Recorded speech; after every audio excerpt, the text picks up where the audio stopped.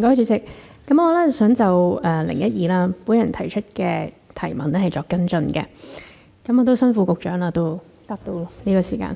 咁我都關乎咧留學香港嘅呢個重要政策嘅落實啦。咁非本地學生咧就獲編配宿位咧，由23-24年咧18000個啦，增加到25-26年嘅23944個。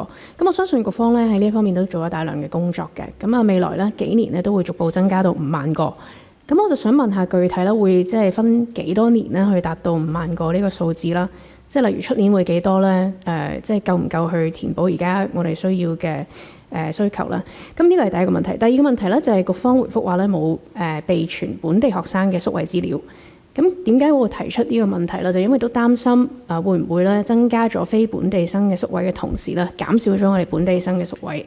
即係呢方面咧有冇補充咧？因為我知道其實好多大學生都好中意寄宿嘅，雖然未必即係有一個即係住宿上嘅需要，佢都要住屋企，但係都好希望咧可以有一個宿生嘅即係生活喺佢哋嘅大學生活生涯入邊。所以咧我相信呢方面都好重要嘅。咁呢個第二個問題。第三咧就係除咗大學，我知道有啲直資嘅中學咧都好積極咁樣去海外招生。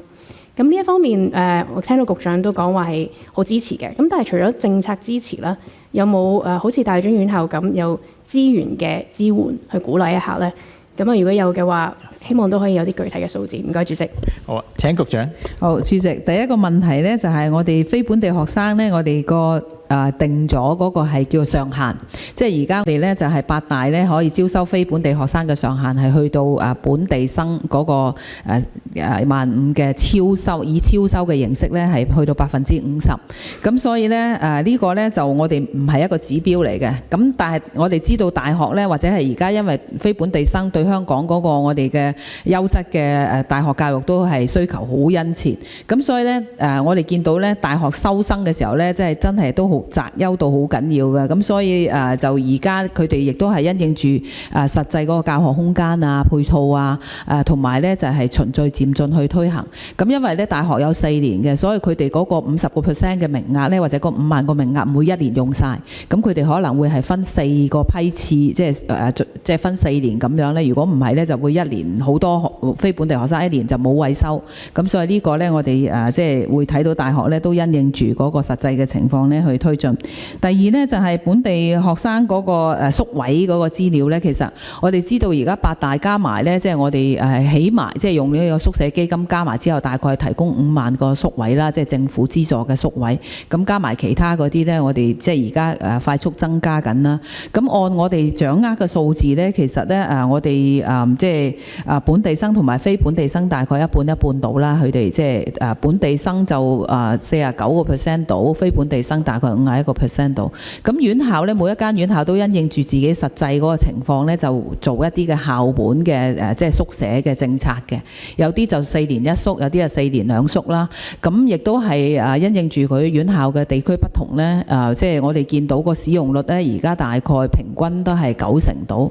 咁而同學申請宿舍嘅成功率大概70%到。所以我哋見到呢，即係當然啦，我哋知道呢，隨住非本地學生嘅增加呢，即係院校基本上都係以學生嘅需要為最優先考慮嘅，即係佢有基本嘅原則，但係如果學生有嗰個需要呢，佢哋都會有一啲酌情嘅考慮。咁所以呢，我哋隨住呢個非本地學生嘅增加呢，院校都好重視佢哋嘅宿舍嘅即係配套嘅增加。呢個呢，我哋見到呢，有隨住我哋咩城中學社啊呢啲新嘅計劃呢，或者係佢哋自己購買一啲地方啦，或者同即係企業合作都增加得快嘅。另外呢，直資學校嗰個海外招生呢，咁我哋今年剛剛起步啦，咁同埋個規模相對係少嘅，因為佢都係以超收嘅方式，即係單位數字。咁我哋會睇嗰個反應點樣，然之後先再睇下一步呢，我哋是否需要一個系統層面上邊嘅一個即係政策或者資源去配套支持佢哋。唔該，主席。